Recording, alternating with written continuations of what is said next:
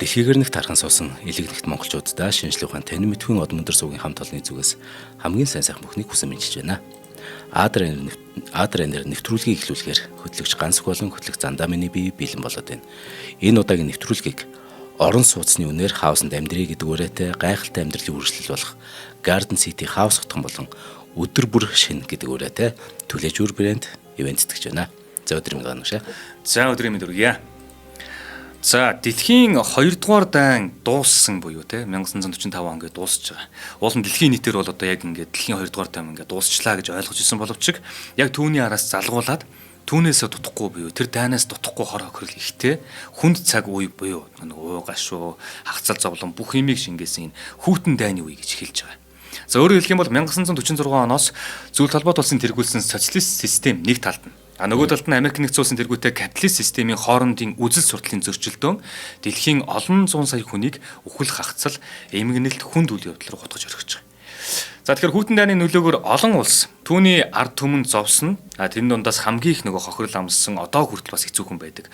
Улс нэг ард түмэн гэх юм бол яах аргагүй Солонгос улс те.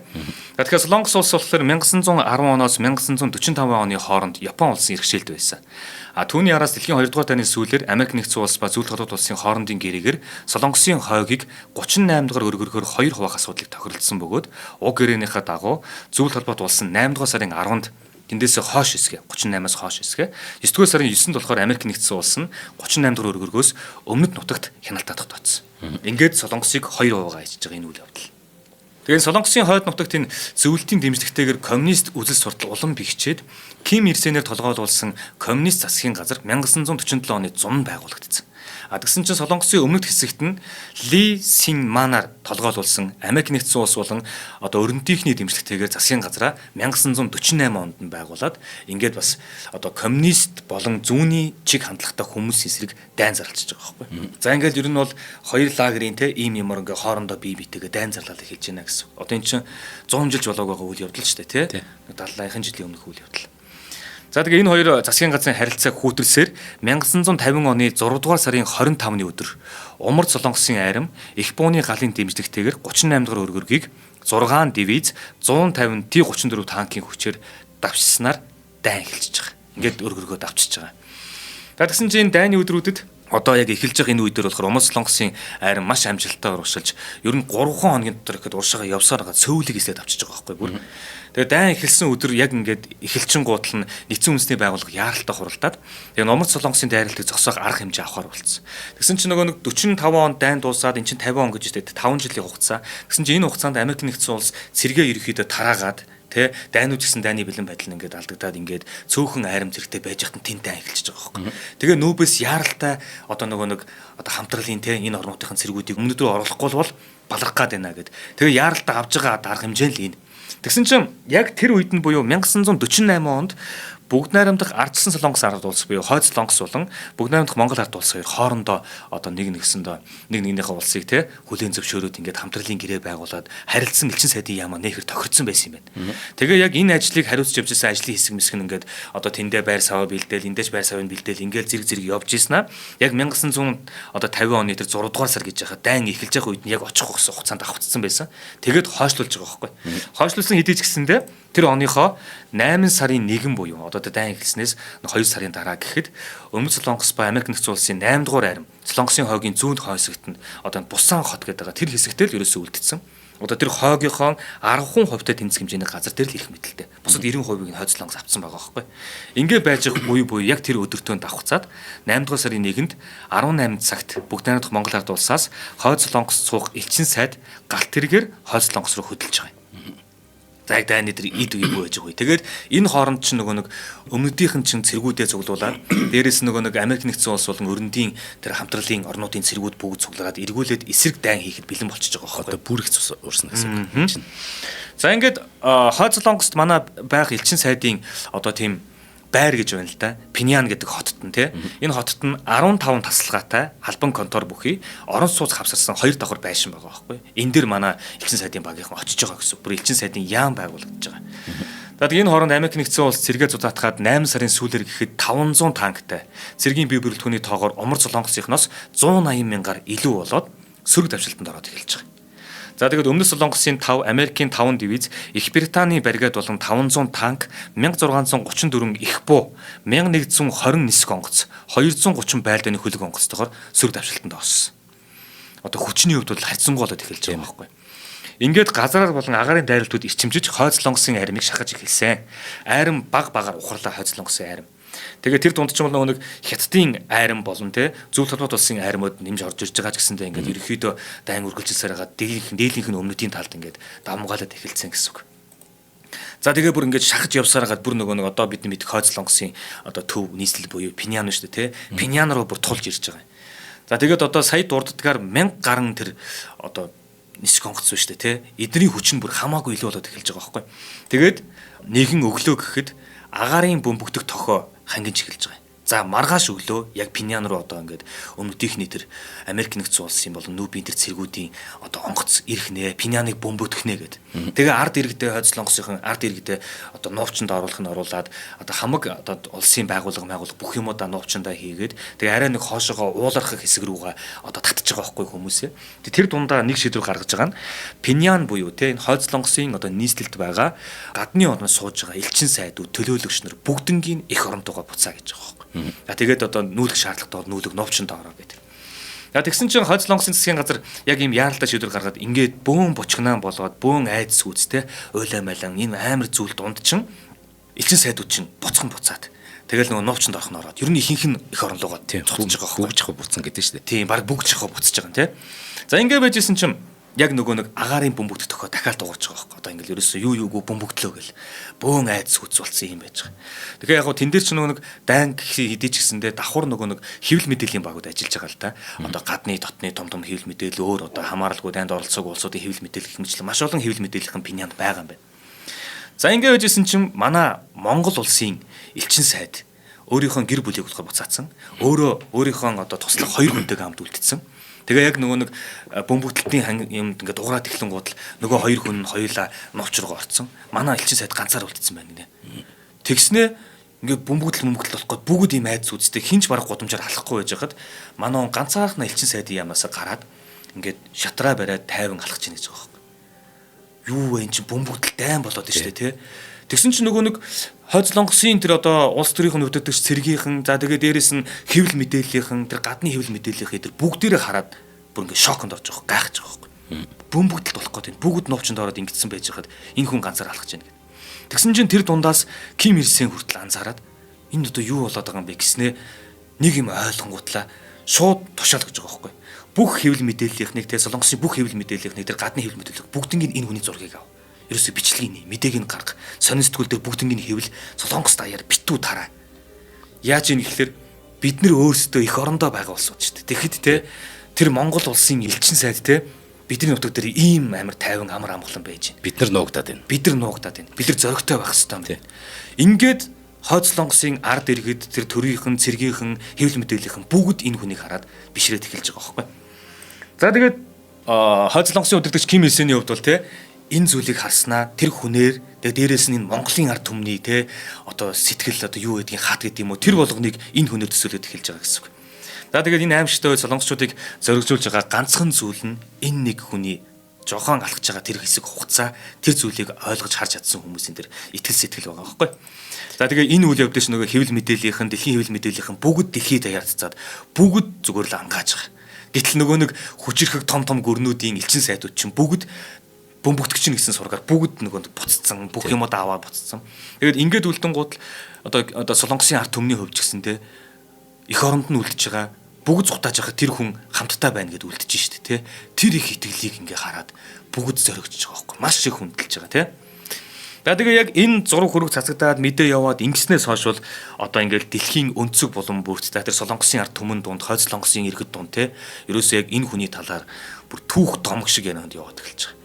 Энэ бөмбөгдөлт явж байхад Ким Ир Сен дарга те энэ Монгол өвгөн хоёр хамтдаа нуувчин зүгээр л шатар тоглоо сууж исэн гэдэг. Гэл ийм яриа яваал. Тэгээ одоо бүгд буццсан байхад те энэ хүн Ким Ир Сентэй хамтдаа байна гэж тэнд байгаад үлдсэн. Ингээд Монголын ард түмний нэр хүнд маш их өндөр өсөж эхэлж байгаа л та. Тий.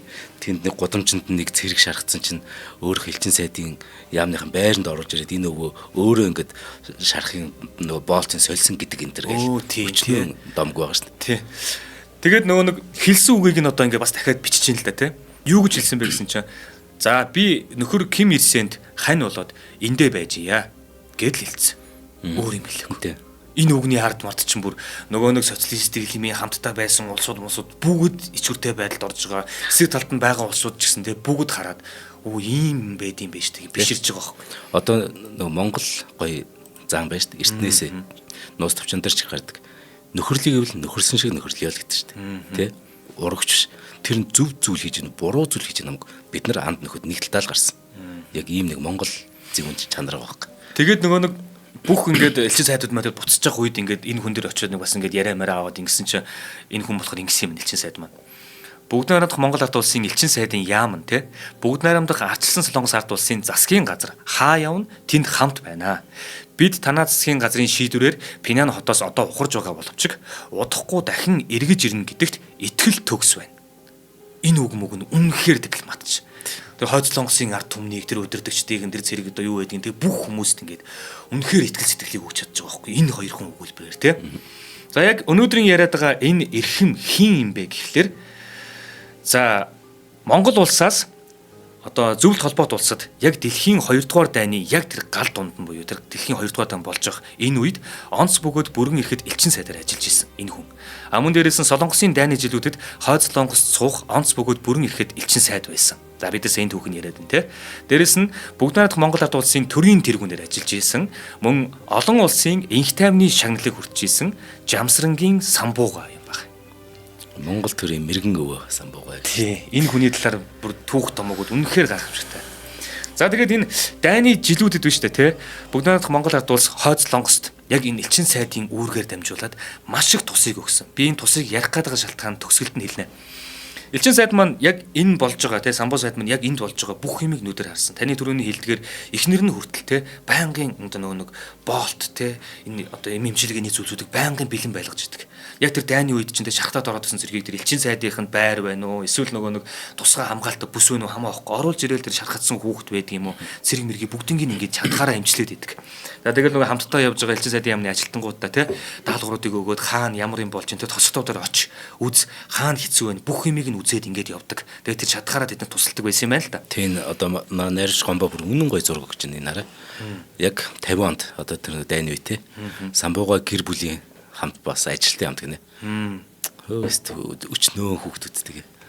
Тэгсэн чинь самбууга 1950 оны 10 дугаар сард өөрийнхөө засгийн газар буюу бүгд найрамдах Монгол ардын засгийн газар төсөл тавьж байгаа. Юу гэж тавьж байна гэхэлэр ерөөсөө энэ дайн тулаан болоод байна тий. Бид нар ингээд хамтын нөхрөлийн орон гэдэг юм эсвэл бид нар юм хамт байгаа бол хамт байсан шиг байя. Чатгаараа туслах хэрэгтэй байна. Энд чинь зүгээр хүүхдийн өмсөх гутлаас ахуулаад тий. Тэр одоо юу байдгийг адуу мал одоо будаа цагаа горил юу байдгийг бүх л зүйл хэрэгтэй байна. Энд үнэхээр нөгөө нэг хэцүү байдал үүсчээд байна гэд ятгасаар агаад тэгээд бүгд найрамдах Монгол ард улсын одоо ард иргэд Монгол улс маань одоо энэ хойд Солонгост өстой тусламжийн гараад сунгасан шиг сунгад юм байна. За тэгээд яаж сунгасан юм бэ гэхээр 1950 оны 12 дугаар сараас эхлээд 52 оны 11 сар хүртэл нийтдээ 9 удаагийн бэлэглэлийн одоо бэлгэлүүд очсон. Би ингээд базаад нэгтгэсэн шүү 9 удаа тус-тустай юм бэлээ бүгдээрээ зөвхөн цусхан дууртахад биш үү.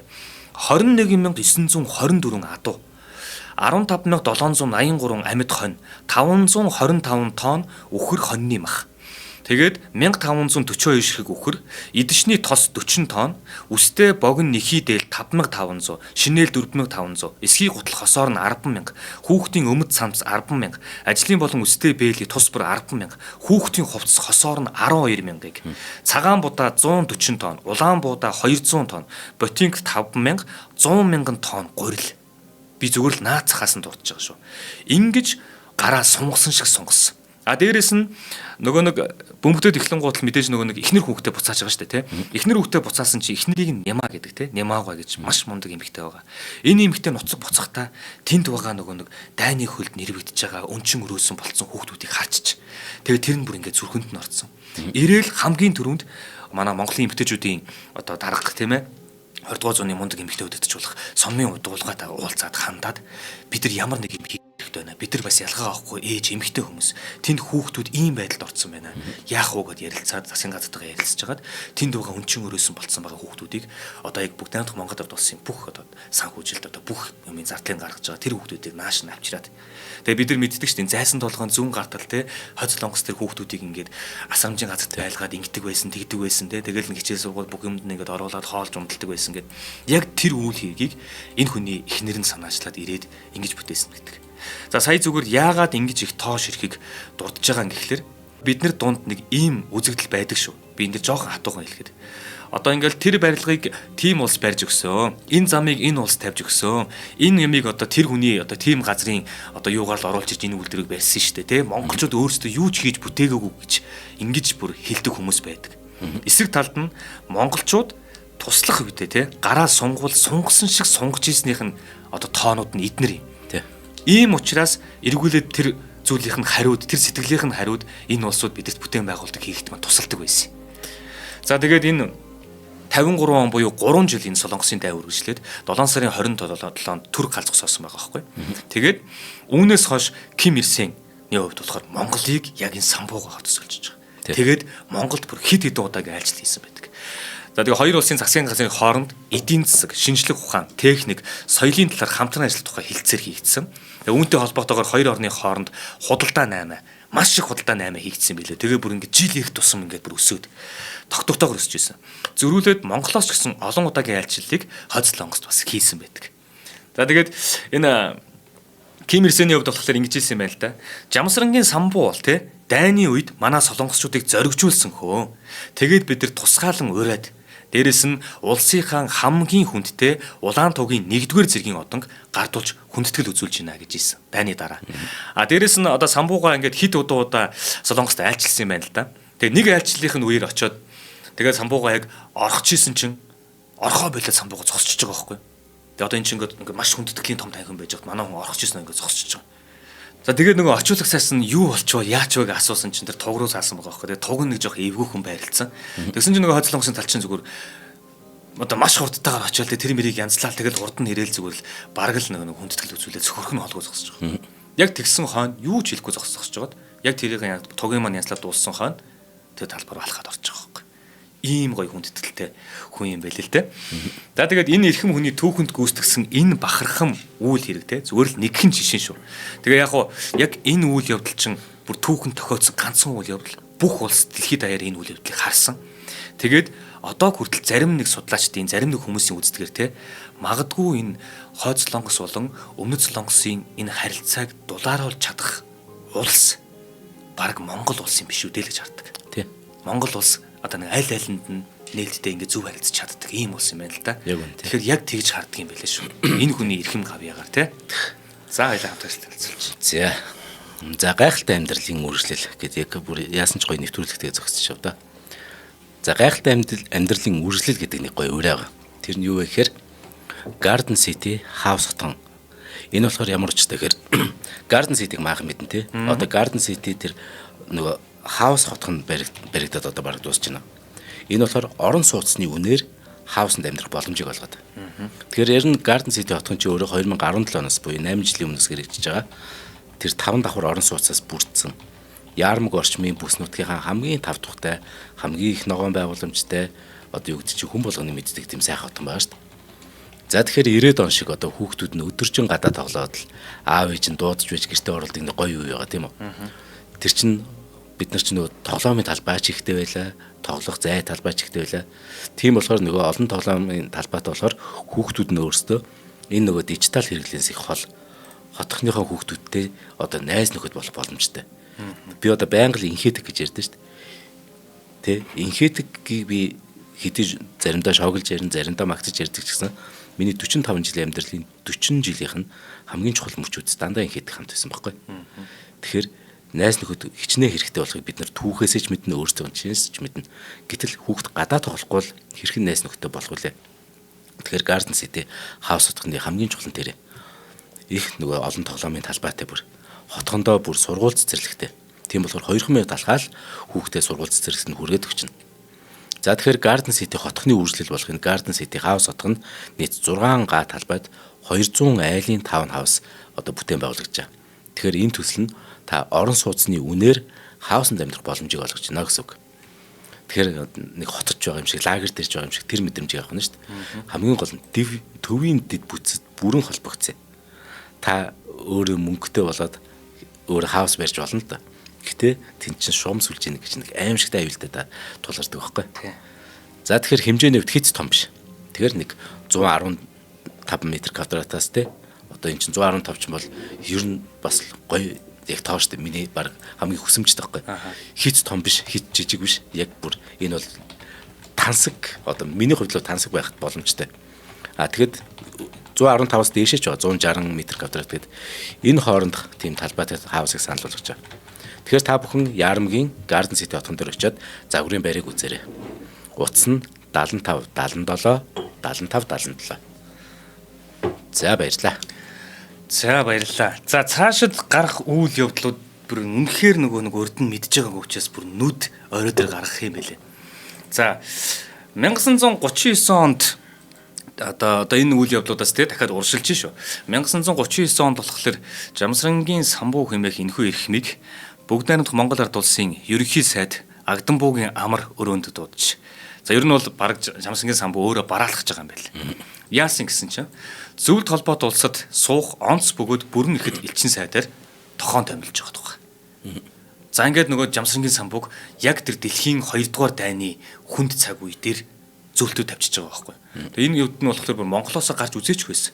Дипломат харилцааны ёс журмыг төдийлөн мэдэхгүй учраас заавар зөвлөгөө авъя гэдээ амар сайд очсон байгаа байхгүй. Тэгсэн чинь учир байдлаа хэлээд амар сайдаас зөвлөгөө авах гэсэн чинь амар сайдаг чинь гинэ. Элчингийн ажлыг бол чи чадлаггүй яах вэ? Хийчихнэ. Цаашаа хийх тийм ажлууд байгаа те анхаарах ёстой зүйлсүүд байгаа. Тэднийг Чарлсонтой уулзч аваараа гэж Чарлсон руу явуулчих байгаа байхгүй. За ямар ч сан хийж чадах юм нэгний хэлээд өгч. Харин Чарлсон дээр очиод Чарлсонгийн хувьд болохоор тухайн үед нөгөө намын төвийн оны тэргүүлэгч гишүүн тэгээ засгийн газрын 1-р болгоч сайд маршал байгаа юм байна л да. Тэгээ очиод бараалхаад ингээд одоо элчин сайдаар явах нэ надад юу захих вэ гэдгсэн чинь 4 цаг гаруй ингээд яг анхаарах ёстой, хийх ёстой, хинтээ харилцах уу, яах уу, тэнд байхдаа юуг анхаарах уу, даймдлан болж байхад яах уу, ямар улсын элчин сайд уулзъя гэх юм бол бидрээс зөвшөөрөл авчиж уулзах уу, ингэхүү тийхүү гэдэг нөгөө орнуудын хоорондын харилцаа барилцаа гэдэг 4 цагийн турш одоо манай он чиглэл зөвлөгөө өгсөн байна л да.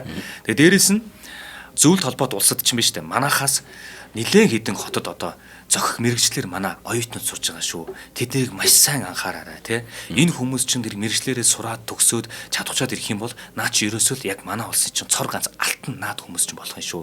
Наадуул чинь тий ирээд тий тэр мэрэгчлэр ирэнгуутлаа Монгол улстай жинхэнэ тэр алт гэдгийг чинь суулгаа тий олон тэр мэрэгчлүүд төрүүлэх юм байгаа шүү. Тэр нартайгаа ойрхон бай, байнга эргэж очичий тий уулзчий хэцүү байх юм бол тусалчий дэмжичий. Бас ийм их зүйлсүүдийг захиж явуулсан байх нь л те. За тэгээ хамгийн аимшигтай нь гэх юм бол Жамсрангийн самбууг зөвлөлт холбоот улс руу Москва руу хөдлөхөд дэлхийн 2 дугаар дан эхлээд 2 сар болсон байсан. За ингээ 39 оны 11 сараас эхлүүлээд Монголын элчин сайдаар самбуу Москвад суух болж байгаа. Тэр үед зөвлөлтийн гадаад явдлын яам гадаад орны элчин сайдын яамдын аюулгүй байдлыг хангах үүднээс те Москвагаас аль болох зайдуу газар нүүлгэж дипломатуудыг эх орондоо буцаа гэж хэлсэн. Бас ялгаа байхгүй. Монголын элчин сайд самбуу тэгсэн чи урдаас нь очсон хүн ирнээсээ анх л элчин сайдаар очиж байгаа шүү дээ. Тэгсэрнээсээ өөрийнх нь амнаас гарч байгаа тэр өөрийнх нь үг нь болохоор үхвч сэхвч хамт байна гэд буцаагүй бас эх оронд руугаа. Дайн дуустал нарийн бичгийн дарагтайгаа тэнд хамт үлдсэн. За тэгээ зөвлөлтийн тухайн үеийн удирдлага яг энэ үйл явдлыг энэ нэг өөрийнх нь байгаад байгаа зан чанар энэ зүйлсийг харангуутлаа. Дайны үед бидэнд олон орн тусалж байсан ч Монгол улс шиг те 1941 оны 6 дугаар сарын 22-ны өдрөөс эхлэн төр засгийнхаа шийдвэрээр бүх ард түмнэрээ дайны бэлэн байдалд орж дайн дуустал манай тал тусалсан орн нэг ч байхгүй. Үүнд ялангуяа Монголын элчин сайд Жамсрангийн самбуу маш их үр гүйцэтгсэн. За тэгээд иймийн учир Монголын элчин сайдын яамыг Москвагийн төвд байрлуул. Дээрээс нь Цуслангийн газар заавал олгож өгөө гэж одоо Калинин гэж бид нар дуртаад байдаг шин тэ. Энэ Калинин гэдэг хүний гарын үсгтэй тогтоол гарч байгаа байхгүй дайны дараа. Тэгээд тэгсэн чинь тэр байр нь одоо ингээд хайгаад үзэхгүй би. Тэгсэн чинь ч одоо нөгөө 46 хонд гэж байгаа шүү дээ тэ. Ингээд өгсөн заяа. Тэгсэн чинь тэр байр нь болохоор одоо хуучин яг тэр Москвагийн төвд байдаг гэсэн нэлээд том эдлэн газар байсан юм байна. Тэгээд тэрийг чөлөөлөөд тэгээ тэр нь одоо улаан талбайгаас яг 10 минутын цайнд оршдог. Яг ингээд 1954 оноос өнөөдрийг хүртэл манай элчин сайдын яам байгаа тэр байрыг самбуугаад ингээд яг тийм одоо байсных нь хариуд гэ тэ элчин сайдын ямыг тавьж өгсөн байдаг аахгүй. Ямар гоё. Тэ нөгөө эхлээд элчин сайдын яам гэхээс илүү эхлээд бүрийн эрх төлөөлөгч байгаа шүү дээ тийм. Тэр чинь болохоор 41 он хүртэл. За тий. Тэгэхээр 41 оны 6 сар чинь нөгөө Гитлер зөвлөлт тол улс руу нөгөө Барбарос төлөвлөгөө хэрэгжүүлж байгаа шүү дээ. Яг тэр дайн эхлэнгүүт Самбуугай тэнд чинь 4 жил суудсан байсан тийм бүрийн эрх төлөөлөгчөөр дайн эхлэнгүүт нь шууд элчин сайд болж хувираад тэгээд дайныг дуслыг 46 дайн дуслаа одоо би элчин сайдаас бууя гэдээ бууж байгаа шүү дээ. Тий. Хамгийн хүнд үед нь л хамт байдаг. За тэгээд шиг байгааз бүр. 41 оны 6 сарын 22-нд эхлээд нөгөө төр засгийн шийдвэрээр бүх ард түмнээ дайны бэлэн байдалд оруулаад тусалсан гэж байна тийм. Энэ дээр болохоор Монгол Ардын Амьсгалт намын төв хороо сайд нарын зөвлөлийн тогтоолоор 41 оны 9-р сарын 6-наас ахуулаад бэлгэлийн төв комиссийг байгуулсан юм дэрэгдээ. За тэгээд энэ болгоны чинь бас л самбуугаад цаанаас санаачлахыг гаргаад ажлын зохион байгуулад ингээд удирдаад хүмүүсийн нааш нь авчираад үзүүлж харуулаад тэгээд нөө бэлгэлийн ажлуудын чинь цаана орон нутаг даяараа эргэн бүртээ хурж ажиллаж байгаа байхгүй. Тэгээд энэ Монголын ард түмний бэлгийг атсан 100 орчим галт тэргийн цуваг Москвагийн дэргэд хүн хүчээр тулдаанд оролцож исэн зөвлөлтийн армийн фронтод зориулан илгээж тэр цуванд нь 15 мянган цэргийг хувцлах богино нэхий дээл, эсгийн гутал, дулаан бэйли, дулаан хантааз, чон үнэг ямааны арсэр хийсэн нисгчдийн дулаан хувцс, үхэр адууны ширээр хийсэн сурам бүс цүнх, хонь үхэр зээрийн мах, өөх цөцгийн тос, спирт зэрэгс гадна өвгөд, эмгэд, пионер залуучууд мөн эмгтээчүүд хувийнхын зүгээс хүртэл бэлгээ нэмээд маш олон тооны загталтайгаар тэр дайчдад өгч ирсэн. Эхнийх нь энэ ажил дээр. Тэгээд эдгээр бэлгийг хүргэж өгөхөөр одоо маш олон хүмүүс томилогдож байгаа шүү дээ, тийм. Тэрэн дээр ихэд одоо манай 1-р орлогч Лувсангай, тийм. Намын төвөр оны нарийн бичгийн дарга байсан Сүхбаатарын гэргий Янжимаа тэргүүтэй хүмүүс мөн дээрээс нь Самбууга томилогдож байгаа байхгүй. За ингээд эхний одоо энэ том бэлгэлийг тийм фронтод өгж байгаа бэлгийг ингээд хүргэж өгч байгаа. Дараа нь 42 оны 1-р сард гэхэд одоо Ардын баг хурлын 25 дугаар чуулганаас хувьсгалт Монгол улс гэдэг танкийн цуваг бий болгох юм байна. Энийг өгөх юм байна. За дээрээс нь 43 онд Монголын ард гэсэн нисэх онгоцны эскадрилийг бэлгэлэх юм байна. За тэгээд дээрээс нь одоо Монголын ард түмний бэлгийг атсан галт тэрэгний 236 цуваа зөвлөлтийн улаан армийн фронт хүргэхээр Чойвалсан тэргүүтэй төлөөлөгчд 42 оны 11 сард гарсан. За тэгээд маш олон одоо фронтод одоо бүхнийг фронтод гээл те маш олон юм явагдаад ингээд Монгол орн бол байдгаа зөв толгойд улсад бас ингээд дайн тулаантай хэцүү байх хүнд үед нь зөвлөлтийн ард түмэнд туслаад байгаа байхгүй. Тэр чинь дайнд цэргүүдэд гэхээс илүүтэй те тэр ард нь өлссөн, ядарсан, зовдсон одоо үр хүүхдүүд юу гэдэг тэр болгонд нь туслаад байгаа гэсэн үг. Маш олон ахмад цэргүүд нөгөө дурстай яг тэр бэлгийг орсон. За бид яг ялсан нэг хитгэн л одоо хүчин зүйл байд юм дөө гэд. Өвөл тэр Германы цэрэг байна уу, Оросын цэрэг байна уу? Энэ чинь өвөл гэдэг чинь Москвагийн те энэ Оросын өвөл гэдэг чинь тоглоом биш. Тэгэхэд хин дулаахан бэлитэй л хин гар нь хөлдөж өгөн л ялдаг байсан юм да. Бидний гарт харин Монголын нэхий бэлийсэн гэдэг. Тий. Тэр нэг Монгол адуунуудыг хүртэлтэй анхандаа болохоор очихоор тоодгүй байсан гэдэг жижиг ингээд. Тэснээл унаал үзэл дайм толонд оролдоод тэдний зоригтой байгаа, тэр амир ачаал дааж байгаа. Тэгээд эзний хаяхгүй байгаа. Тэрийг мэдэрсэн нөгөө зөвлөлтийн армийн зэргүүд чинь. Сүүлдээ Монгол морь илээхэд булаацалдаг. Нэг Монгол морьтой болчихсон л гэж булаацалдаг. Яг байна. Ийм их итгэл сэтгэлийг Монголын ард түмэн үзүүлж явжээ. Энэ хөрш орнуудаа дайм толонд хэцүү байх үед нь. За одоо энэ дэр хамгийн гайхамшигтай хэсэг нь гарна. Гэсэн чинь 2 дугаар дайны үед ингээл зарим нэг сайд нарч байд юм уу эсвэл одоо нөгөө гадаад дотоод руу өөр улсад байгаа одоо юм элчин сайдын одоо бүрэнх төлөөлөгч нарч байд юм уу те ингээд амар хөрөнгөчөөд исэн юм байна л да. Маш хоттой хөрөнгөчөөд ингээд идэг. Гэсэн чинь самбууга явахдаа 2 чимтамтай явсан юм байна. Гэр бүлээ дагуулад. Тэгэд эргээд одоо 6 жилдээ тэнд байжгаад эргээд вокзал дээр буухтаа нөгөө 2 чимтамтайгаа бууж ирсэн. Юу ч байхгүй. Эхнэр нь ч тэгсэн тийм. Тэгсэн чинь яасан бэ гэсэн чинь ингэж байгаа байхгүй. Яг нөгөө нэг буцаж яхад нь Москвад 6 жил суусан. Тэгээд энэ ард түмэнтэй яг ингээд дуустал нь хамт байсан энэ хүнийг хүндлээд нөгөө Молотов гэж гардаг штэ тий. Тэр Молотов гэдэг хүн чинь их нэрийг нь самбуугаатай ингэж урьж хагаад нөгөө баялсан сэтгэлээ илэрхийлээд юм. 2 алтан аяг өгсөн юм байна л да. Тэгсэн чинь нөгөөдг нь манай он өөртөлж ирэнгутлаа музейд өгсөн юм байна. Музейд маань байж ингээд. Тэгээ ингээд 2 чимдаантайгаа л энэ 2 хүн буусан. Тэгээд нөгөө том одоо хуурал цуглаан болон тий. Тэрэн дээр хорлогийн Чойвалсангой хувьд яг энүүгээр жишээ авдаг.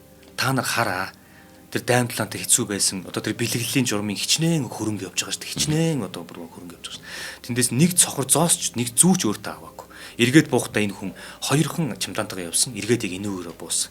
Тэгээд ингэж хэлэхдээ төрийн хүн шуналгүй байх ёстой. Хувийн шунлаа давсан хүн Монгол төрийн босгоор алхах ёстой гэж бүх одоо нэг ус төрийн зөвлөлтнүүдтэй хэлж үлгэрлэж исэн хамгийн том хүчтэй үлгэр жишээ нь энэ болж байгаа байхгүй.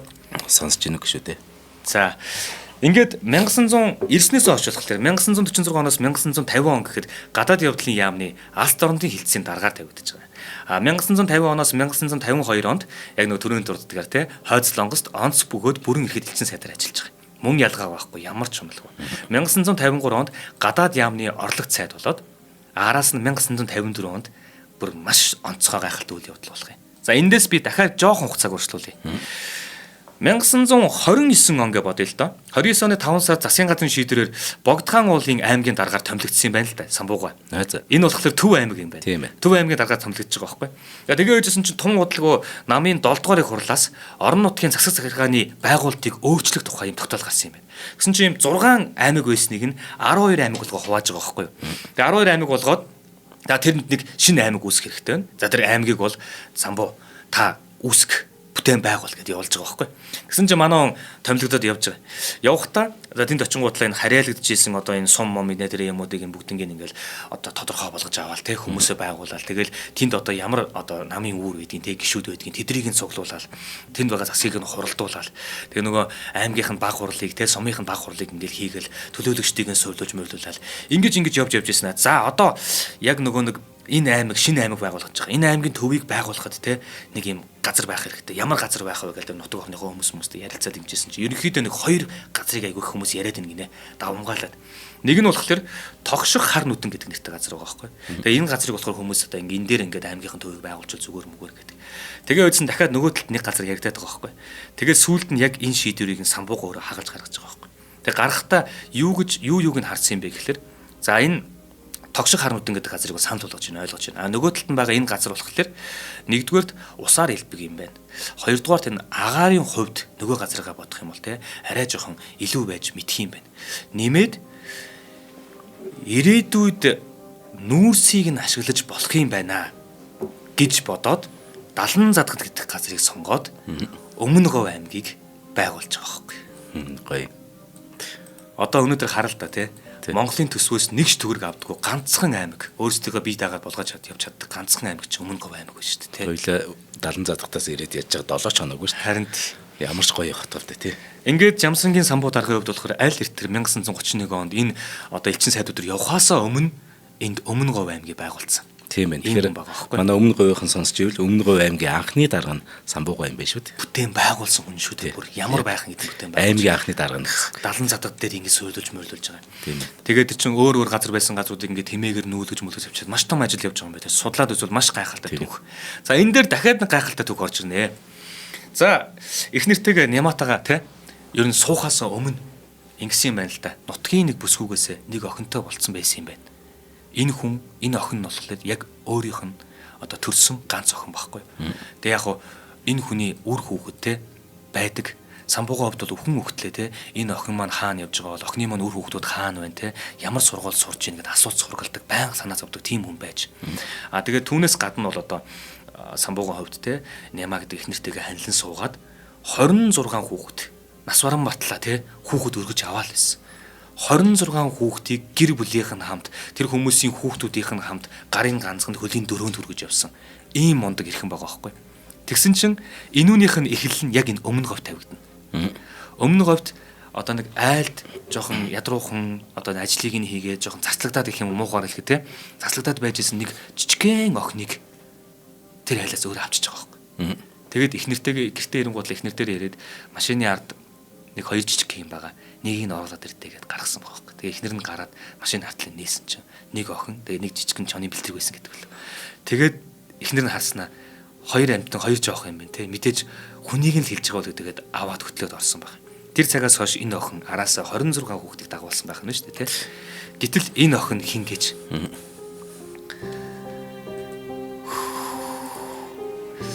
20 дугаар зууны манлаа эмэгтэй удирдагч төр нэг мэд зүтгэлтэн сонмын худалдаа юм бил. Яа. Юу гэсэн ч үгүй дээ. Харин тий. Би одоо яг энэ 26 хүүхэд өргөж авсан хамгийн бага нь тий. Тэрнийх нь хүүхэдтэй би найз шүү дээ. Гайхалтай маань нэр тий. За тэгээ нөгөө түрүүн би нэг 54 оны нэг онцгой үйл явдал орж ирнэ гэж хайцсан байгаа шүү дээ. Одоо тэрэн луг эргээд очие заяа. Уул нь бол тэр чинь ингээд Оросд те элчин сайдаа суугаад нилээн ингээд өндөр албан тушаал хасж байгаад ирсэн маш хүндтэй үүрэг гүйцэтгэсэн эргээд ирэхэд бол төрний хэм зэтгэлтүүд дундаа бол нилээн том байр суурь эзлэх юм багхгүй. За ирээдтэйгээс бас том албан тушаал хашаа явж байгаа. А дээрээс нь тэр нөгөө Хойцлонгос руу яваад бас элчин сайдаар ажиллаад нилээн нэр хүндтэй болцсон байгаа. Ирээд бас том албан тушаал хашаад байдаг. Тэгсэн чинь 1954 онтой золгож байгаа байхгүй. 54 онтой золгосон гэхэд биш үү. Одоо нөгөө өргөж авсан хүүхдүүдийнх нь хүүхдүүд гарцсан. Ач зээнэр нь маш олоолаа болцсон. Тэгээд 26 хүүхэд гэдэг чинь за зүгээр л хүүхдэр бодоход өдөрт хичнээн хоолунд идэх үү. За тэгээд тэр хүмүүсийнх нь ач зээ хүүхдүүд нь гацсан гэхээр ач зээнүүд нь бүгдээрээ л эмээ өвөд ирдэг байж таараа штэ. Тэгвэр хичнээн олон хүүхэд шуугсан ийм айл байгаа байхгүй. Тэгээд ийм олон жил ийм том дарга цэрэг хийгээд явцсан гэхэд ямар ч эдийн шунал болон хөрөнгө байхгүй. Юугаар хэлэгдэг вэ гэхээр 1954 онд Жамсрангийн самбууг бах туул голын хөвөн дээр нэг том бор гэрт. Тэгээд тэр гэртээ нөгөө нэг яг хажуухан талд нь залгаа байгаа одоо хамт байгаа гэр нь гэх юм бол жолооч байгаа. Ингээ болоо. Тэгээд тэр гэртээ эргэн тойронд нөгөө ач зээнүүд нь хүүхдүүд нь бүгдээрээ ингээд имээ дээрээ байж гин. Өвөө бол ажилдаа явчихна. Тэгэл имээ бод өдрийн одоо хідэн одоо хиллэг гурилаар бооцог хайр димдээ те. Тэгээд ингээд өдөр болгон тэгээд харч мэдээж хүнсэнд хүртэл хэцүү үстэй те. Баян мах идэх хүртэл хэцүү. Тэгсэн чинь 1954 оны тэр нэг өдөр нөхөр бол одоо ингээд ажилдаа явчихж байгаа. Нямаагаа гэртээ үлдээд тэгээ өглөө нь одоо энэ уцаагааны энэ авд юм шиг нөгөө нэг мах худалдаалдаг. Тэгээ нөгөө махан дээр оочилдаг. Тэгээ нямаагаа хувьд нөгөө нэг хүнтэйгээ хамт ингээд оочилж жагаад тэгээ мах авахар болоод оочилж явсаар хагаад мах авах гэсэн жоохоо мах болдоод. Тэгээ нөгөө жоохон махаа аваад тэгээ нөгөө малын нэг гиз дотор зүрх биш үү те. Зүрх аваад. Тэгээ гэртээ очиод. Тэгснээ нөгөө нэг одоо охиндоо хэлж ийн л да хамт байгаа охиндоо. Өнөөдөр ардыг хурал хоролдож байгаа те. Том шийдвэр гарах юм гисэ. За тэгээд одоо нөгөө айгүй бол тэгэхээр чи нөгөө том шийдвэр гарна гэхээр чи Монголын ард түмэд хамаатай болох гэдэг шүү дээ. Тэгээ бүгд ер нь бол чих тавиад хүлээж байгаа байхгүй. Тэгээд тэр шийдвэр нь гарахаар радиогоор танилцуулна гэдээ хэлсэн. Монголын ард түмэн бол хажуудаа ингээ бүгд радиог асаацсан юм л байгаа байхгүй. Тэгсэн чинь Нямаагаа хэлж ийн нэ. Өглөө махан доочилж байгаад олдсон юм жоохон зүрхтэй. Тэрүүгээр одоо хаалунд хийндэ гэл. Тэгээ нөгөө бөөн ач хүүхдүүд өнөөдөр юмда бүгдээрэнд нэг бооцог морцогстой саваар нь хийж тавиад л. Тэгснэ одоо тэр охиндоо хэлж байгаа байхгүй. За өнөөдөр чуулган болж байгаа тий. Нүцгэн толгоотл ардын хурлын дараагаар томилогдох хаа да. Тэгээ нүцгэн толгойд гэдэг нь өөрсдөө нөгөө нэг бүр үнэхээр одоо улс төрийн хөв томчууд учраас тэднийг ирээд энэ хүмүүсийн үгийг сонсох гэж маш олон зүтгэлтнүүд энэ байнга л хэрглэж идэг. Бүр ингээ найз нөхөд гэрээр нь орж байгаа хүмүүс болсон. Тэгээ нөгөө энэ Нямаагаа яриад байгаа нүцгэн толгойд гэдэг нь болохоор бидний мэдих нөгөө партизан содном дарж байгаа юм байна л да. Тэгэхээр энэ хүнийг ардын хурлын дарга буюу те одоо ингээ төрийн тэргүүнээс сонгогдох хаа гэд ингээ бодоо сууж байгаа байхгүй.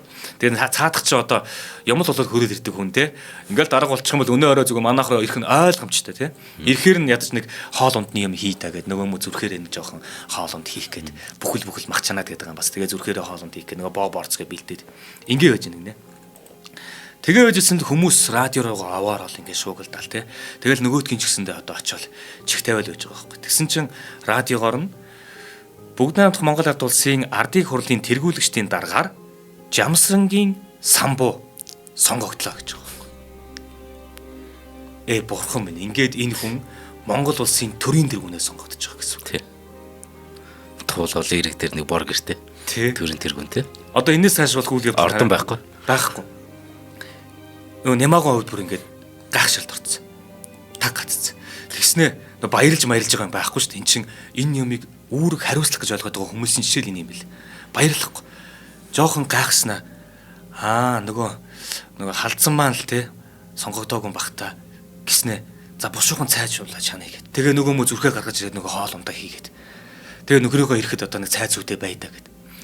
Тэгээ байж идэл тун удалгүй нөхөр нь ороод ирж байгаа байхгүй. Самбуугаа хувьд. Тэгээд ерөөсөө нөгөө нэг юм өдөр болгон л ажилдаа явдаг. Тэгээ эрэхтээ яаж ирдэг вэ? Яг л тэрнгээр. Эхнэрнээс ороод ирэхт нь яг л яаж угтдаг вэ? Яг л тэрнгээр.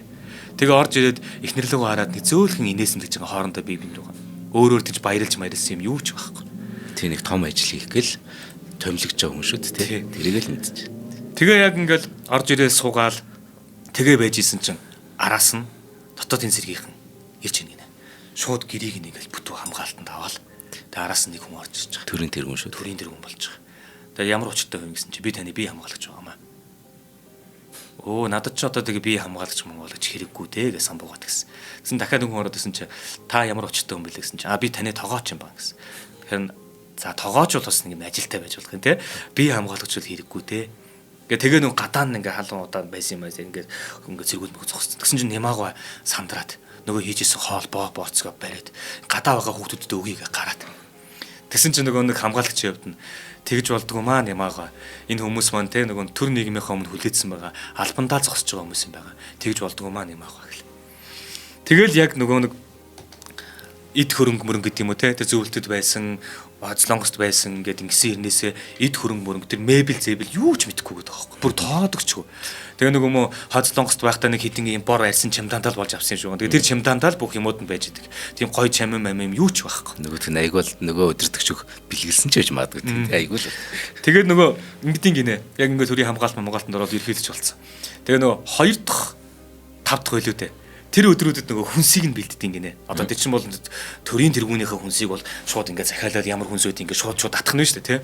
Тэр нөгөө нэг мах захыг ингээд бэлдчихдэг гэдгсэн чинь Нямаагийн хувьд ярих юм нь болохоор за одоо тэгвэл маханд л оочлохгүй болж байгаа юм байна да. Ямар ч байсан ингээд тэгжээс гэж байгаа байхгүй хөөрхөн. Тэгээд нөгөө хүнсийг нь бэлдэх гээд ингээд захиалга ингээд юм ингээд авах гэхээр гурил цагтаг, махал цагтаг. Өөр юу цагтаг.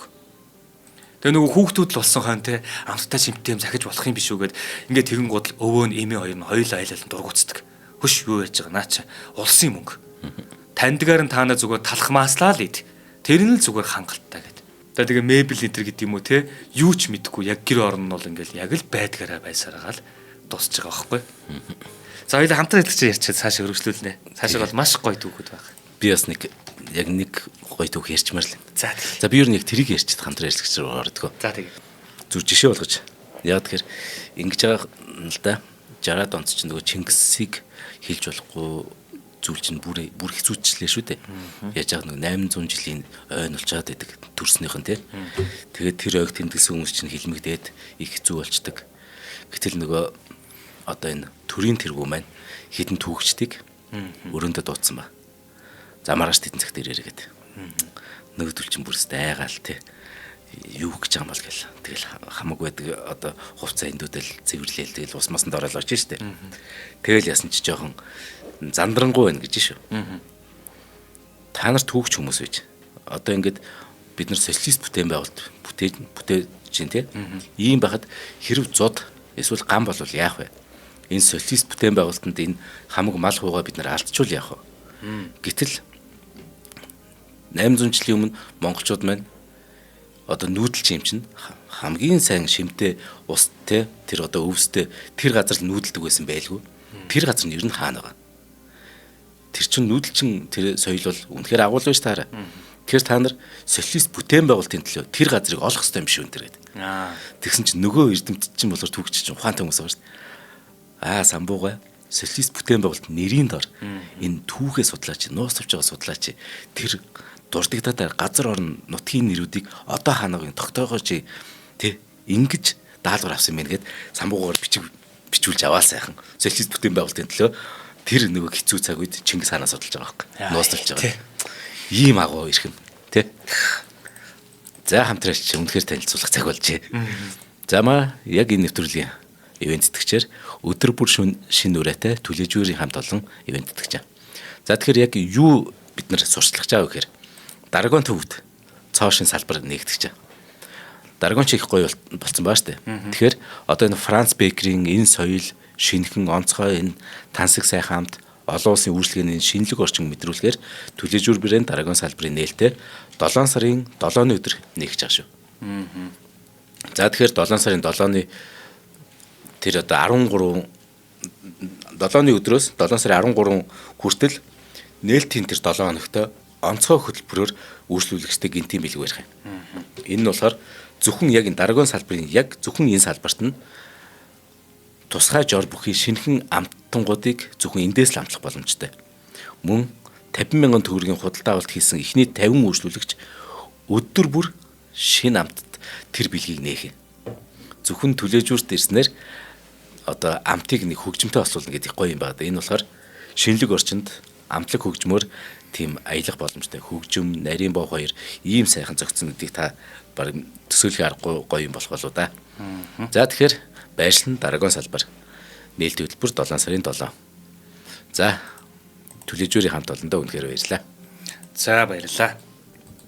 За тэгээд энэ эрхэм хүний яг одоо хийсэн үйл болгоныг дурдаад явна гэвэл нэр үнэхээр барахгүй хичнээн дугаарууд хийн. Тэгээ би чадхаараа зүгээр дундаас нь холбоод цугсгаан дутаад явхад за ер нь бол 1954 онд ингээд төрийн тэргүүнэр гэдэг юм уу те ардын их хурлын тэргүүлэгчдийн дарга сонгогдож штэ те энэ цагаас хоошо 1972 оны хүртэл буюу 18 жилийн хугацаанд ерөөхдөө Монгол улсын төрийн тэргүүнээр ажилласан гэж бараг хэлж болох юм билээ.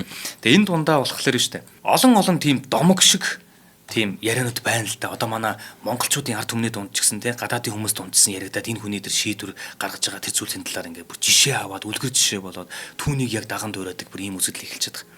Тэгсэн яаж юм гэхэлэр маш чигч шударга. Тэгээ ямар ч нөгөө нэг эдийн болон тийм ийм шунал байхгүй. Хүнийг хүн шиг хайрлаж чаддаг, дээр дооргүй хүндэлж чаддаг. Тэгээд нэг ийм асуудал ингээд тулаад яг хоёр талд ингээд шийдвэр гаргаж чадахгүй ингэж яг үед яг самбуугаал хагалдаг юм байна. Самбуугаал яг хагалдаг. Тэн дээр бол цөөхөн үхтэй. Маш тодорхой ганц хоёрхан л үг хэлээл дуусаа. Тэрнээс болоод яг тэр шийдвэрийн тийшээ гараа явждаг. Ийм нөлөө бүхий ийм цөөхөн үг дээрнээсээ жинтэй ийм хүн байж л тэ. Тэднийх нь нэг их юм бол ингэж байна. Ардын хурлын одоо энэ хуралдаж байгаа байхгүй чуулган. Энэ хуралдаан дээр ярьж байгаа юм нь болохоор үр хөндлөлтийн асуудлыг анх ярьж байгаа юм монголчууд. Тэгсэн чи яг ингээл одоо нөгөө хүмүүс ингээл хоёр талд хуваагдал те одоо ингээд ахуулах нэтэр гэдэг юм зөвшөөрч болохгүй те ийм тийм гэдэг. Нөгөө талд болохоор ингээд зөвшөөрөх ёстой нэтэр гал энэ чинь ерөөсөө л одоо арчилсан байдлаар те бүгд ингээд хуваагаа санал хуваагаа тэгснээ бүр ингээд яг алиндаа шийдэж чадахгүй ийм байдалд ороо байж хат нь самбууга чив чимээгүй сууж ийсэн аа. Ганцхан хөлбөр хэлж байгаа байхгүй. Тэгээ босч ирсэн ээ. Монголын өрс маш олон болтугай. Чуулган дуслаа. Гэл гараа явцсан. Ингээд энэ үйл явдал нь болохоор ерөнхийдөө одоо энэ үр хөндлөх асуудлыг бол холчж байгаа гэсэн үг. Яг тэгээд эннийх нь нөлөөгөөр болохоор тэр 1950 60-аад оны үед манай Монголын хүн амын тоо маш их эрчимтэйгээр өссөн байгаа байхгүй. Энэ бол бас нэг ганцхан өгүүлбэр шийдсэн гэхэд Монголдо нөлөөлөл нь маш том байхгүй юу? Тий. За тэгээд араас нь бол зүгээр дахиад нэг юм дуртахад түрүүн дээр яриад байлаа шүү дээ. Зөвлөлт холбоот улсад байгаа энэ нэр хүнд энэ дэлхийд Монгол улсыг сучлаад байгаа бас хэлбэр юм байна нэг талтай. Тэгээ нөгөө нэг социалист лагерын орнууд ч байсан те тэр капиталист лагерын орнууд зэдэрсэн бүгдээрээ энэ хүний тэр итгэл сэтгэлийг энэ хүнээр Монгол улсыг төсөөлөд байгаа байхгүй. Тэгээ дээрэс нь одоо тэр хойд Солонгост гаргаж байгаа тэр нэр нүүр Монголыг тахалж байгаа. Монголыг энэ хүнээр баг төсөөлж болох гэж болчиход байгаа. Энэ том нөлөөлөл чинь явж хагаад 1961 онд нэгдсэн үндэсний байгууллага дээр одоо Монгол улсыг гишүүнээр элсүүлж авч байгаа энэ үйл явдал яг энэ хүнийг төрийн тэргүүн байх үед л болж байгаа байхгүй 1961 онд. Энэ бол маш том нөлөөлөл шүү. Тэгээ нөгөө хүнлэг үйлс тэр баатарлаг байгаа зүйлтэй энэ болгоно нь тэр одоо ядчил нэгдсэн үндэсний байгууллагын тэр гишүүн орнуудынх нь тэр хүмүүст бүгдэнд нь хүрсэн байгаа байхгүй. Энэ бол маш том одоо нөлөөлөл. За тэгээ дээрэс нь ингэсэн байна. 1966 онд Улаанбаатар хотод маш том үер болж. За тэгээ энэ үерээр бол манай туул гол чинь яг наадмын өдөр өдөглөө 7 сарын 10 билүү 11-нд үерлээд тэгээ эн чинь бүр том жижиггүй 2000 гаруй хүн орц сургууг алга болсон. Тэгээ нөгөө нэг энэ юу штэ нөгөө нэг үйлдвэрчдийн орон морон гэдэг юм уу те үйлдвэрүүд байсан, комбинат байсан 120 морь гээд энэ явчин тэр чигтээ битүү усан автаад тэгээд 2000 гаруй хүн орц сургууг алга болсон. Дээрээс нь нөгөө нэг цахилгаан одоо эрчим хүчний одоо юу маань үйлдвэрүүд маань бүгдээрээ тасалдсан. Тийм зогсцсон. Гүүр нурдын. Тэр бүр амар том юм болсон юм билээ те. Тэгээ яг ийм байх үед нь самбууга ч төрийн тэргүүн байгаа шүү дээ. Гэтэл самбууга төрийн тэргүүн байхад нөгөө хойд Солонгосч нөгөө Ким Ир Сен ч юу хэрэгтэй вэ яаж юм те. Одоо бидэнд цемент хэрэгтэй байна. Энэ том далан барих хэрэгтэй байна. Багч нь хэрэгтэй байна те. Юу гэдгийг хүн хөөж хэрэгтэй байна гэхэд тэрэн дээр хойд Солонгосын ард иргэд бол юу л байна түүгээрээ гэдэг шиг ханцуу шимлал ороод ирж байгаа байхгүй. Ингээд хамтдаа энэ том даланг барилдсан юм билээ. Хойд Солонгосын ард түмэн бас тэр хүний эрхэм тэр үүлийг мэдээд шүү дээ. Монголын ард түмний тэр үүлийг мэдээд шүү дээ. Хэвээ гоё төгс. Зүгээр л наад зах нь гэхэл юм шүү дээ, тий. Тэгээ дээрэс нь бас нэг эрхэм зүйлийн дуртахад шүү дээ. Одоо ингээд өөрийнхөө тэр өргөж авсан тэр 26 хүүхдээ, тэр хүүхдүүдийнхээ хүүхдүүдийг тий ач зээнүүдээ бүгднгийн хэний яна гэхгүй бүгднгийн яг өөрөөрөө хайрладаг. Тэгээ бүгднгийн яг өөрөө гарчлан ямар сургууль сурж гин, ямар боломжтой эзэмшиж гин, яамаар нэмэр бүгднгийнх нь анхаарал тавьдаг. Ганц давуу тал нь юу гэж тэр үед одоо бүгд л зөвлөлт холбоот улсын юм гоё зөвлөлт холбоот улсын сургууль сурсан хүүхэд дарга болдог. Эсвэл даргын хүүхэд зөвлөлтийн одоо тэр орц сургууль сурдаг муудаг гэсэн. Тим мод дэлгэрсэн бүгд тэгдэг байхад самбуугаал ганцаараа бүх ач зээгээ өөрийнхөө хүүхдүүдийг бүгднийг Монгол сургуультаа сургана. Энд чинь монгол хүмүүс те. Монгол ухаанаас сурна. Гэвч бүгднгийн монгол сургуультаа сургадаг. Ийм ирхэм. Ямар сандаа Бямбер Инчингуа ч бүр хэлсэн байдаг ч те. Энэ монгол төрийн тэргүүнүүд дун те. Энэ олон энэ зүтгэлтнүүд дундаас те. Тархин үтчээгүй яг ийм одоо мондөг хоёрхан ирхэн байгаа те. Нэг нь бол яхаарахгүй самбухай гэж Бямбер Инчингуа дурдсан байдаг. Тий. Энэ их чухал мессеж юм бас. Энэ нөгөө үлгэрлэл гэдэг юм уу? Одоо манайхан толомч манай одоо өндөр чинь бас улсын хурлын гишүүд зөндөө сонсдгоо бас өөрсдөө илэрхийлээд байгаа шүү дээ. Тэгэхээр сонсч ивэл ийм учиртай тий. Та өвдөл төрийн зүтгэлтэн хүн улсын хурлын гишүүд төрийн зүтгэлтэн хүн шүү дээ. Гавьяа байгуулвал түүхэнд бичигдэнэ. Тэгэхээр төрийн зүтгэлтэн хүн өөрөө хэрэг өвдлөөхөд Монгол эмнэлэгтэй хэвтэх хэрэгтэй. Гадаадд явж имжлүүлэх биш. Монгол эмнэлэгтэй л хэвтэх хэрэгтэй. Та өхүүл тэнцэнэ л өгөх хэрэгтэй. Тэ өвчнөр үхэхгүй тул та тэнцвэр шийдвэр гаргах хэрэгтэй байхгүй. Та хүүхд чинь Монгол сургууль сурах хэрэгтэй. Илүү босралтай болохын тулд яг дэлхийн мэдээ шилдэг сургууль өөрөөр. Гэхдээ бас Монгол сургуультай сурсан ч дэлхийн хэмжээний эрдэм босрал авдаг байхыг хүсчихвэл та хүүхдүүдэд тэгж үлэрлэх хэрэгтэй.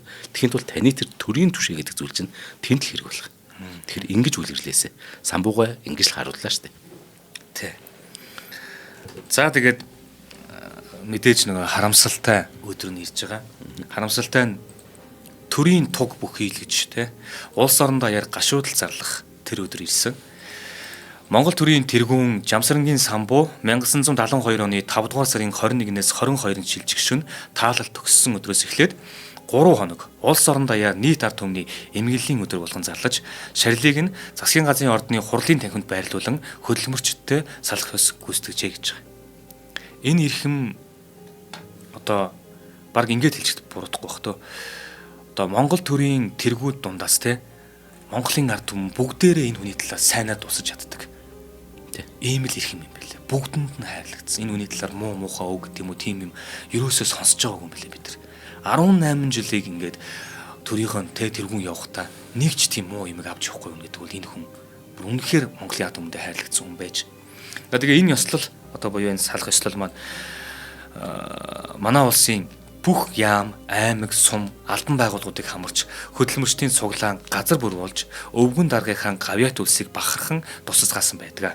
Манай орны болон гадаад улсуудын сонин хэвлэл мэдээллийн нүүрэн дээр зургийг нь томоош тавь те хэдэн мянган хүний эмгэнлийн үгийг нийтлсэн байдаг. Гадаадын орнуудын төр засгийн тэргүүнүүд өөрийн оронд суугаа манай улсын элчин сайдын яамд очиж эмгэнэл гашуул илэрхийлнэ. Дээрээс нь цахилгаан ирүүлж ирсэн. За энэ цахилгаанууд нь бүгдээрээ төв ахид хадгалаатай байд юм байна. Энд хин эмгэнэл илэрхийлсэн байх гэхээр Жамсрангийн самбуу хэмээх энэхүү эрхмийг таалал төгссөнд эмгэнэл илэрхийлж Их Британий хатан хаан 2 дугаар Элизабет, за зөвлөлт холбоот улсын коммунист намын төв орны ерөнхий нарийн бичгийн дарга Брежнев, за бүгд найрамдах Хятад ард улсын ерөнхий сайд Жоу Энлай, Кубын удирдагч Фидель Кастро, Югославийн ерөнхийлөгч Тито, за тэгээд мөн бүгд найрамдах арчилсан солонгосын жолоодогч Ким Ил Сен нарын удирдагчид түүний хөргөний өмнө толгой бүхийн хүндэтгэл үзүүлсэн. Түүнчлэн Чехословак, Судан, Япон, Болгар, Энэтхэг, Финлянд, Румын, Бельги, Франц, Чили, Австри, Дани, Индонез, Америк зэрэг дэлхийн 5 твийн 200 шахам орноос өөр өөрийн хэл бичгээр эмгэнлийн цахилгаан утас загтал ирж байсан нь өнөөч архивд хадгалсаар байгаа гэж байгаа байхгүй. За тэгээд энэ төрийн тэргүүнийг одоо ингээд шарлыг нь одоо байршуулахдаа одоо манай төрийн ордон биш үү те төрийн ордонд яг артлынх нь хашаанд нь байршуулсан юм билээ. Тэгсэн шүү дээ. Бид нар баахтай дандаа хашаа орно гэртгсэн шүү дээ. Тэгээд саяхнаас л одоо алт үлгээд зөөж байршуулсан юм билээ шүү дээ те. Тэгээд яг нөгөө төрөний бидний дурдаад байгаа энэ олон удаа бидний чихэнд Монгол төрийн мэрэгэн өвөө гэж нэрлэдэг байгаа энэ үг биш үү? Яг хизээ гасан юм бэхэр яг энэ оршуулгын ёслол дээр нь хэлэгдсэн юм байна. Тэгээд энийг болохоор яг тухайн үед бүгд найрамдах Монгол ард улсын ерөнхий сайд байсан Юмжаагийн эзэдэн бол анх удаа яг тэр үгийг хэлсэн юм байна. Тэгээд хэлэхдээ бид Монгол төрийн мэрэгэн өвөөгөө сүүлчийн замд нь үдэж байна хэмээн гашуудан хэлсэн байгаа байхгүй. За тэгээд би нөө түрүү хэлжсэн шүү дээ. Өнөөдөр нэвтрүүлгийн маань гарч ирчихсэндээ Ким Ил Сений те Монгол найз өвөө гэж байгаа. Би төгсгөлд нь бас Ким Ил Сенээр төгсөх гэдэг байгаа байхгүй. 1988 онд Ким Ил Сен Монголд айлчилж. За тэгээ айлчлахдаа мэдээж нэг маш олон ажлыг хийгээл те одоо тэгэл ингээл манай одоо дайны хүнд хэцүү үед ингээд манай хүүхдүүдийн байж исэн одоо тэр асрамжийн газар гэдэг ч юм уу одоо манай солонгосын одоо ажилчдын барьсан хойд солонгосуудын барьсан барилга гэдэг ч юм уу ингээд уулзаа явж байгаа байхгүй. Тэгж жагаад чухал яг үг хэлэх мөч дээрээ тэр хүн юу гэж хэлж байгааг гэхээр 38 жилийн өмнөх үйл явдлыг дурсаж хэлж байгаа байхгүй. Тэгээд ингэж байгаа. Дайны үед Монголын ард түмэн тэр дундаа элчин сайд Жамсрангийн самбуу ихэд туслаж имтсэн. Би танаар түмний сэтгэлийг элчин Жамсрангийн самбуугаар төсөөлдгөө гэж хэлж байгаа. Тэгснээ самбуугаан үр хүүхдүүдийг сургалаад уулзаад тэгээ нутагтаа ураад айлчлуулаад тэгээ дээрэс нөгөө ач зээнэр шүү те тэднийг нь хойд солонгосын байгаа их сургуультай бүтэнгээс сургасан. Тэгээд нөгөө ачнаар нь те үр хүүхдүүд нь гэдэг юм ингээд үр хойч нь одоо хойд солонгос талд очиход хойд солонгосын тэр төрийн албаныхан болон те ард түмэн нь бүгд тэр хүүхдүүдэд өвөөгийнх нь өмнөөс хүндэтгэл үзүүлээд одоо ёсолж исэн гэх юм уу те ингэж исэн гэдэг. За үнэхээр гайхалтай. Энэ нөгөө саяхан бас нэг хойд солонгосын нэг юу болсон юм аа нэг уулзалт нэг чухал арга хэмжээ болсон. Тэгэхэд нөгөө ач зээгээс нь очсон. Тэгэхэд очиход нь яг тэр одоо хойд солонгосоос Монгол улс байгаа бүрэн эрхтэлчин сайд яг тэр ач зээд нь их хүндэтгэл үзүүлж байгааг бол харсан.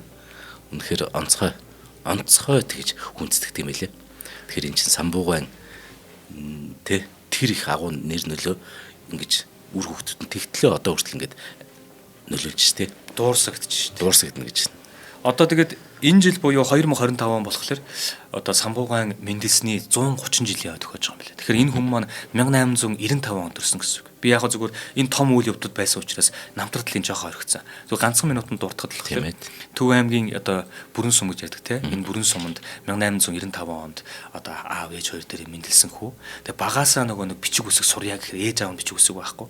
Тэгээ нэг арай ч юм нэг бичиг мэддэг хүнд чав оруулаад гсэн нөгөө хүн нь хідэн үсэг зааж өгч байхад өөд болчихдог байхгүй. Тэгээд хүү болохоор өөрөө нөгөө нэг сурсан үсгээрээ нөгөө ном момоо унших хэрэг чадахгүй.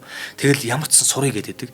Яг тэр хүсэл дээр нь одоо тухайн нэг газрын туслах төвшмөл нь бичиг үсэг зааж өгөө хүүгээ наашаа явуулаа гэж хэлээд хүүгийн гэртээ аваад хичнээн одоо сар жилээр зүгээр баг зарцалсан байт юм бэл. Тэгээд нөгөө сурч чадахгүй үсэг сурч чадахгүй тэгсэн юмнээсээ бүр ингээд хувц сумнараа бүр урагтаа дуустал тэрээр зарлагдчихж хагаад тэгээд нэг эргэж гэртээ ирэх боломж олдоод гэртээ байж хагаад нэг хүнтэй танилцаа тэр хүн нь болохоор бас юм бичээч туслагч бичээч хийдэг хүн байсараад тэр хүнтэйгээ тахирлцоод тэр хүнийгээ дагаад хүрээнд ирж байгаа. Тэгээ хүрээнд ирээд яг нөгөө нэг юм одоо яам маам гэдэг юм уу тэр газруудын жижигхэн одоо нэг юм одоо хавсран бичээж тал бичээж гэдэг чинь тиймэрхүү юм хийж ингэж бичгийн чадвар мадвараа сайжруулж хагаад тэгснээ яг нөгөө нэг амар сайд одоо нэг Чингис хаан хамт орж идэр байх үед гадаад явдлын яам руу холбогдож чадчих байгаа байхгүй. Тэгээ гадаад явдлын яамд бичээч яваад яг тэр нөгөө балингийн цэрэнд орж байгаа амар сайдын үгүүдийг сонсч явсаар хагаад өнөөдрийн энэ том үлийг бүтээсэн тэр хүн чинь тэндээс гарч ирж байгаа байхгүй. За баярлалаа. За ингээд дэлхийгээр нэг тархан суусан илэгнэгт монголчуудтай Гануш маань үнэхээр сайхан түүх ярьж өглөө. Энэ төрийн түшээг хүн гэж те ямар байвал одоо зохилтой ер нь нэг алтан гац нь болж одоо үлдлээ шүү дээ. За би жишээ нь төрд те мэдлэг боловсрлоо би одоо хуалцъя гэд орлоо гэж бодвол надад нэг алтан гац байх нь самбууг байх нь шүү дээ. Эсвэл чиглүүлэх гэсэн. За тэгэхээр энэ удаагийн нэвтрүүлгийг орон сууцны үнээр хаусанд амьдрээ гэд гайхалтай амьдралын үргэлжлэл Garden City хаус хотон мөн өдөр бүр шинэ нүрээтэй Түлээжүр брэнд ивент сэтгэлээ. За баярлалаа Ганушаа. За баярлалаа.